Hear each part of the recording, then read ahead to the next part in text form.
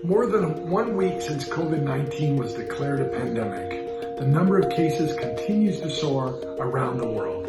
Hundreds of millions of children are trapped indoors. Parents and caregivers are working remotely whenever they can. Borders have been closed. Lives have been upended.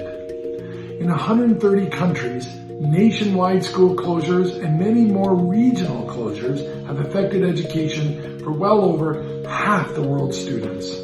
At the same time, parents are working from home or have sadly lost or face losing their employment. Families are likely going through a range of emotions, from fear to anxiety and stress.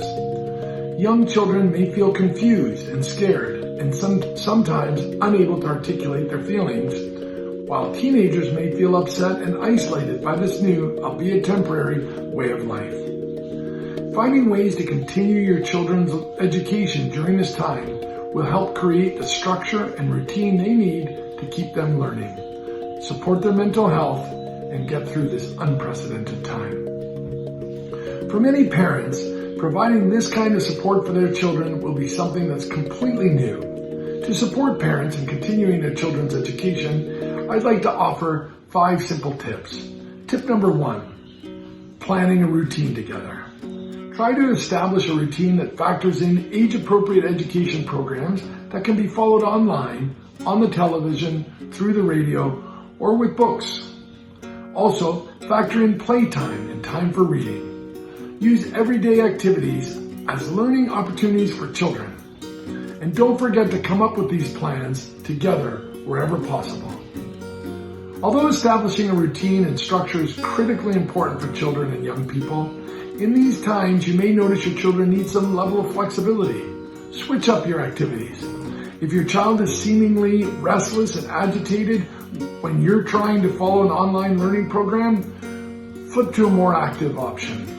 Do not forget that planning and doing household chores together safely is great for development of fine and gross motor functions. Try and stay as attuned to their needs as possible. Tip number 2, have open conversations. Encourage your children to ask questions and express their feelings with you.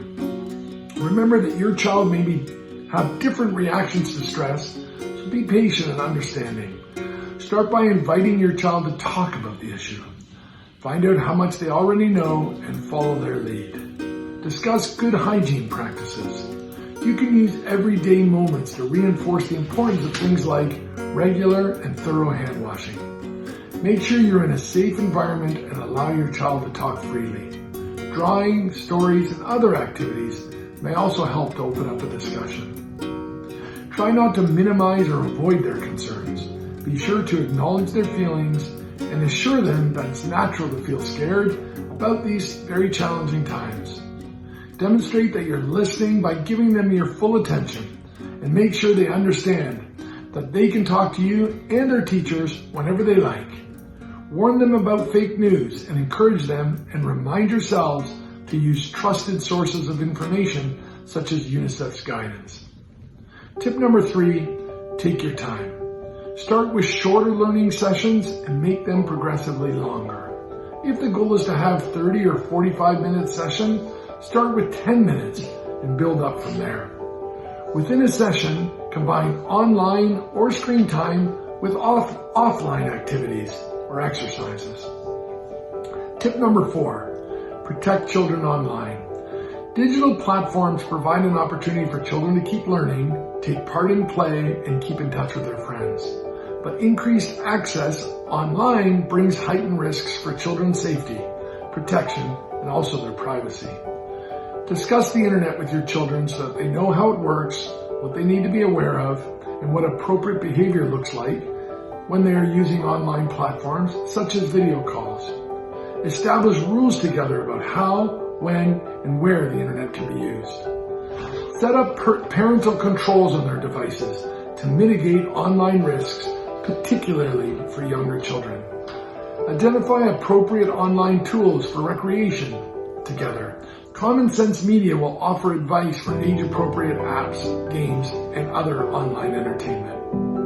In case of cyberbullying or incidents of inappropriate content online, be familiar with school and other local reporting mechanisms, keeping access numbers of support helplines and hotlines handy. Don't forget, there is no need for children or young people to share pictures of themselves or other personal information in order to access digital learning. And finally, tip number 5, stay in touch with your children's education facility. Find out how to stay in touch with your children's teacher or school in order to stay informed, ask questions, and get more guidance. Parent groups or community groups can also be a good way to support each other with your homeschooling.